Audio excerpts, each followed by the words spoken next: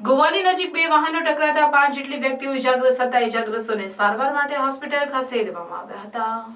પ્રાથમિક વિગતો મુજબ એક વાન અને 4 વ્હીલર વચ્ચે અકસ્માત સર્જાયો હતો. ઉલ્લેખનીય છે કે 4 માર્ગીય બનાવેલ રોડ ઉપર કેટલાક સ્થળોએ એક સાઈડ ઉપર રોડનું કામ ચાલે છે, તેને લઈને બંને તરફના વાહનો એક તરફ ચાલે છે.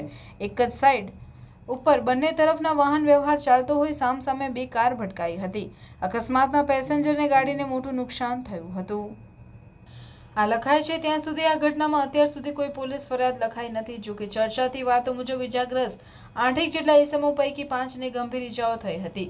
અકસ્માતની જાણ થતાં સ્થાનિક લોકો ઘટના સ્થળે દોડી આવ્યા હતા અને બચાવ કામગીરી હાથ ધરી હતી. ઇજાગ્રસ્તોને ભરૂચ સિવિલ હોસ્પિટલ ખાતે સારવાર માટે લઈ જવાયા હોવાનું જાણવા મળ્યું હતું.